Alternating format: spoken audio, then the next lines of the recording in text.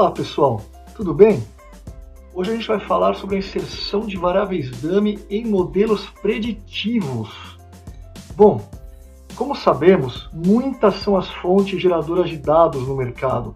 A todo instante são gerados dados financeiros, econômicos, dados sobre comportamento de consumo no varejo, dados da indústria, dados sobre saúde pública, dados sobre a nossa saúde em exames laboratoriais, dados sobre educação, dados sobre redes sociais, dados sobre segurança pública. Ao mesmo tempo, pesquisadores e analistas em ambientes acadêmicos e organizacionais anseiam por responder suas perguntas a partir da definição do fenômeno que estão estudando e das variáveis que eventualmente se relacionam com esse fenômeno.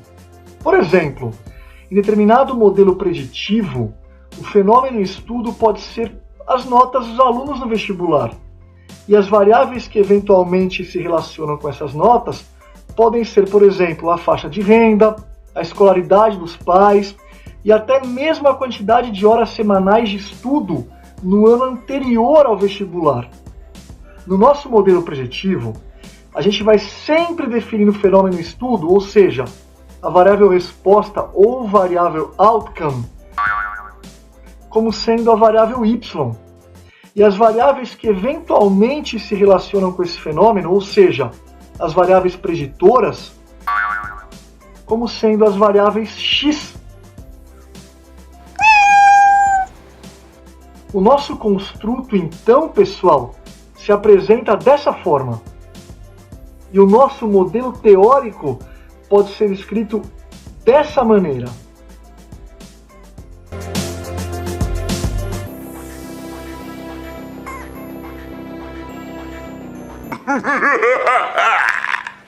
Pois bem, pessoal, mas em muitos casos, uma ou mais variáveis x se apresentam de maneira qualitativa, ou seja, não apresentam medidas de posição como a média ou medidas de dispersão como o desvio padrão. Por exemplo, o setor de atuação de uma empresa é naturalmente uma variável qualitativa e pode definir o seu desempenho.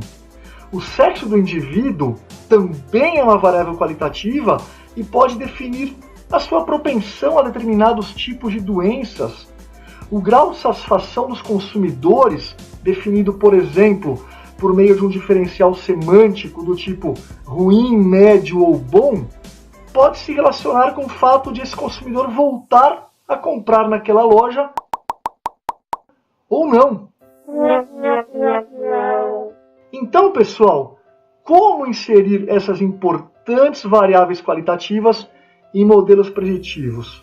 No doubt about it. Para responder a essa importante pergunta é que nós estamos oferecendo mais esse vídeo. Espero que vocês gostem, pessoal. No, Kevin. Pessoal, para responder como inserir variáveis x qualitativas em modelos preditivos, vamos imaginar inicialmente a seguinte situação. Se determinada variável preditora x, também conhecida por variável explicativa, apresentar apenas e tão somente duas categorias, podemos facilmente atribuir o valor 0 para a categoria de referência e o valor 1 para a categoria alternativa. Esta variável é, portanto, dicotômica e conhecida por variável dummy. Nesse caso, o modelo preditivo apresenta essa expressão, em que o parâmetro alfa representa o valor médio da variável outcome, também conhecida por variável resposta ou variável dependente, para as observações que apresentam o valor 0 da variável x, ou seja, para aquelas observações em que a variável preditora oferece a categoria de referência. Já a soma dos parâmetros alfa e beta representa o valor médio de y para as observações em que a variável x oferece a categoria alternativa. Portanto, o parâmetro beta representa a diferença em y quando da alteração da categoria de referência para a categoria alternativa. Pois bem, pessoal, mas e se a variável x apresentar, por exemplo, 3 categorias? Nesse caso, é muito comum que pesquisadores e analistas atribuam pesos arbitrários a cada categoria, ou seja, valores, por exemplo, iguais a 1, 2 ou 3, ou algo do gênero. Isso é um erro grotesco, já que se supõe que as diferenças entre as categorias na variável y sejam de mesma magnitude. Quaisquer outros valores para as categorias da variável x seriam igualmente arbitrários, dado que as categorias são qualitativas e só permitem que o pesquisador estabeleça tabelas de frequência para aquela variável x, e não o cálculo de médias ou desvios, já que os valores atribuídos são apenas labels, rótulos. Embora esse erro de ponderação arbitrária seja muito grave, é muito mais comum do que se imagina na academia e no mercado. Portanto, pessoal, quando a variável preditora qualitativa apresentar 3 categorias, é necessário que sejam criadas 2 variáveis dummy, já que teremos 2 categorias alternativas à categoria de referência. As 2 dummies assumirão valores iguais a 0 para a categoria de referência. Já para a primeira categoria alternativa, a primeira dummy assumirá valor igual a 1, e para a segunda categoria alternativa, a segunda dummy é que assumirá valor igual a 1. Assim, o nosso modelo apresentará agora 2 variáveis dummy preditoras e 2 correspondentes parâmetros beta. Beta 1 representa a diferença na média de y quando se passa da categoria de referência para a primeira categoria alternativa na variável x original. Já beta 2 representa essa diferença quando se passa da categoria de referência para a segunda categoria alternativa na variável x original. Dessa maneira, pessoal, se a gente tiver uma variável x qualitativa com n categorias, quantas dummies precisarão ser geradas?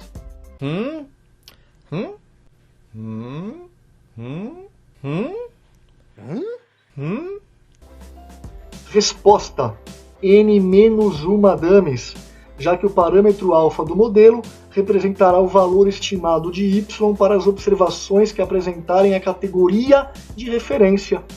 Além desse procedimento ser muito simples, evitamos que ocorra o famigerado erro de ponderação arbitrária. Oh yeah! A gente vai então agora mostrar, pessoal, como inserir variáveis dummy em modelos preditivos no Stata, versão 15.1.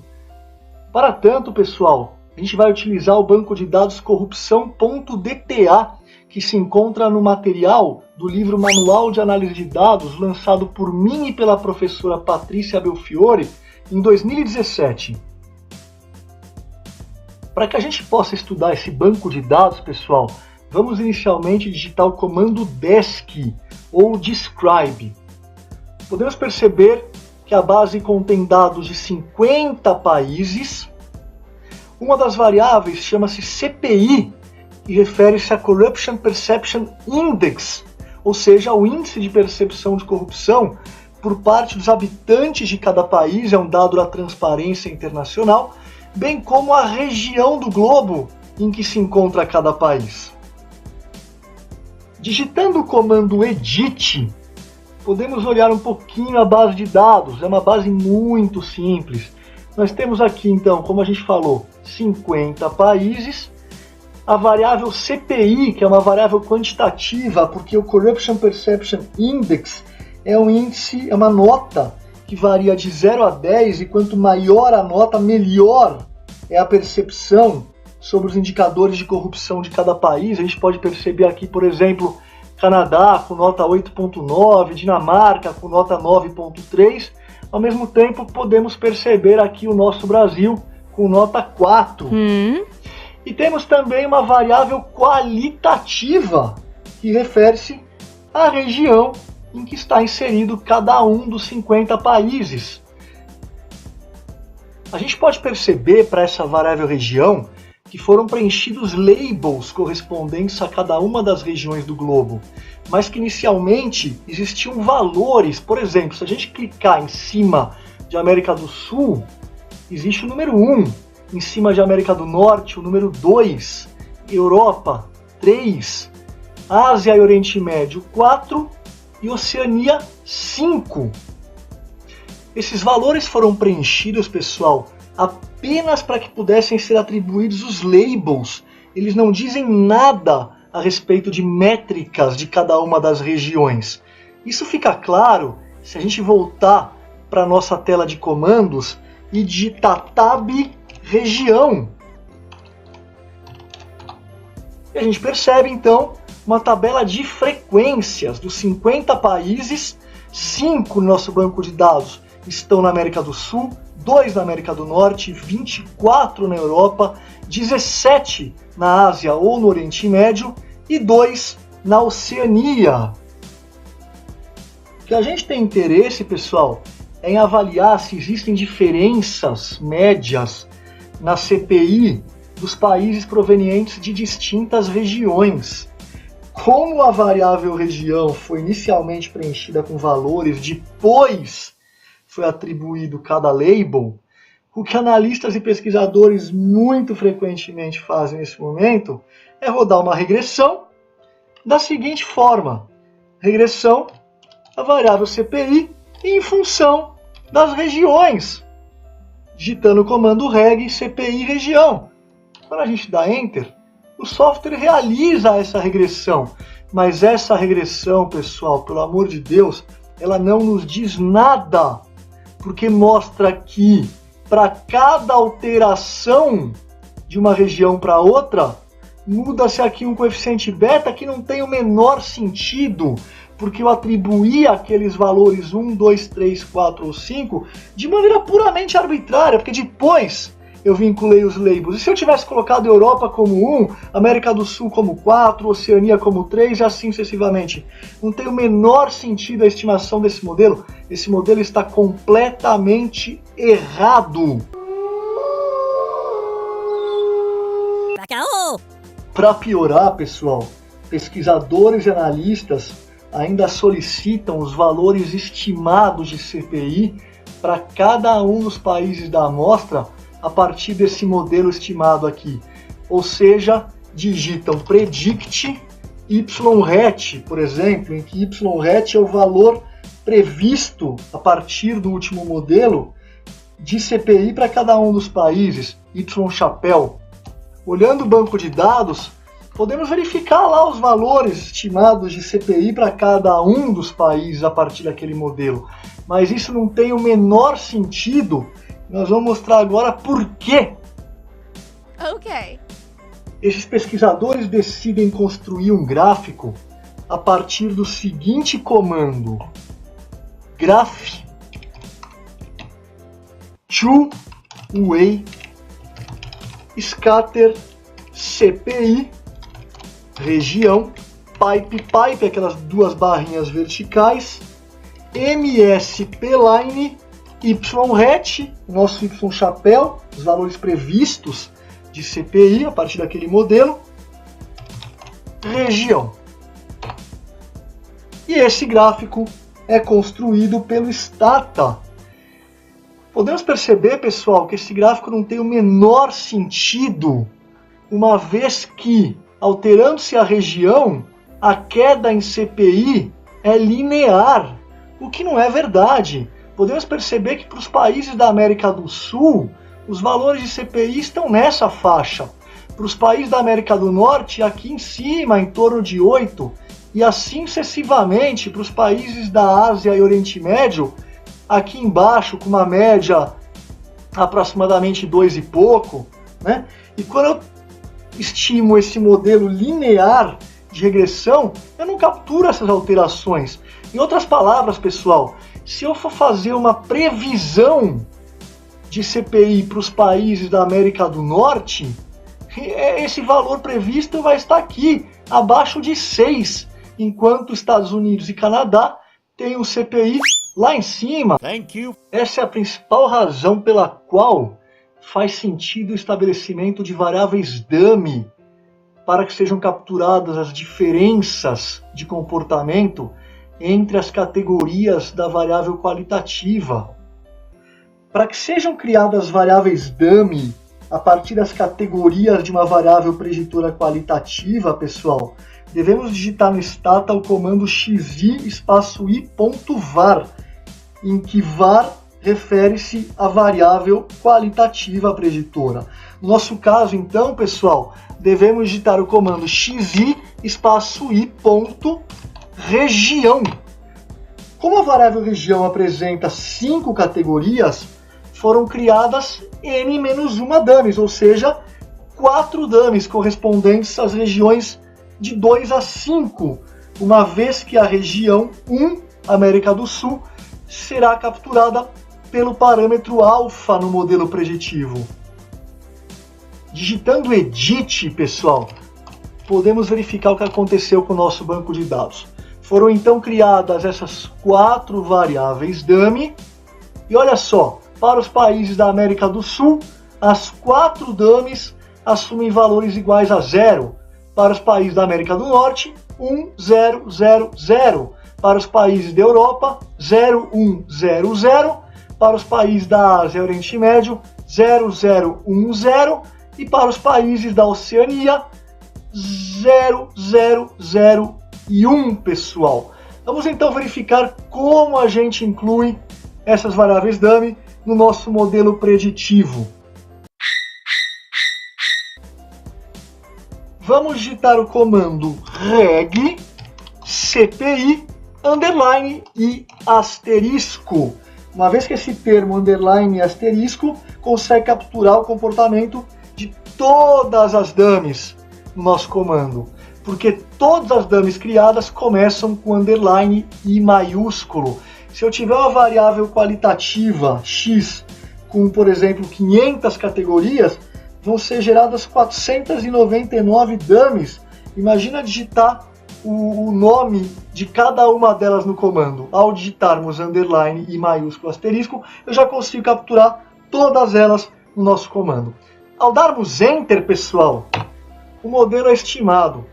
E podemos perceber que todos os parâmetros são estatisticamente diferentes de 0 ao nível de confiança de 95%, ou seja, não faria sentido um procedimento stepwise nesse caso.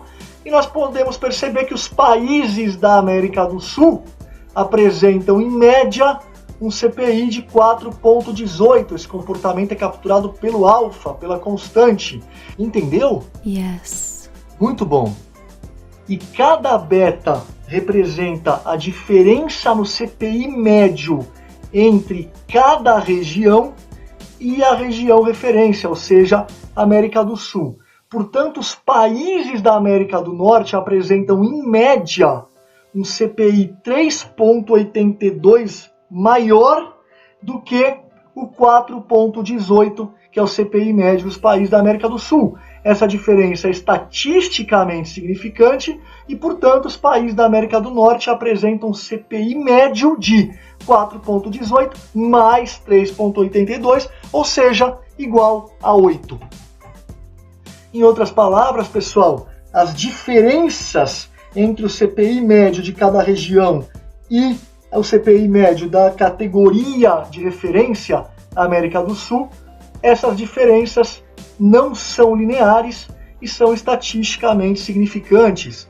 Se eu digitar, pessoal, tabstat CPI, vírgula, by região entre parênteses, eu posso verificar exatamente esses valores.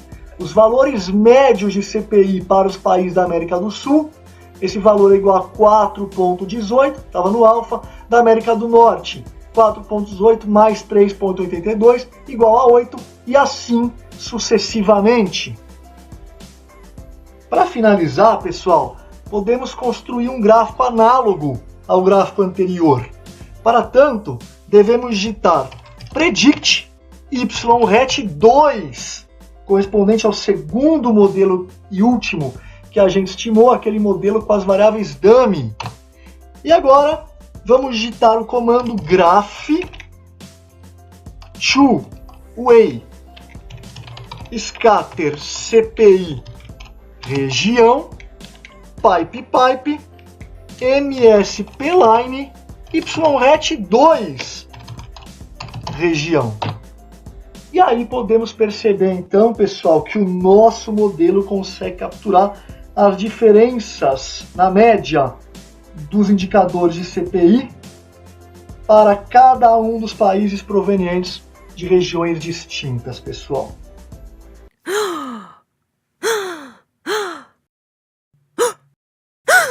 Por hoje é só, pessoal. Espero que vocês tenham gostado desse vídeo e aguardem nossas novas publicações.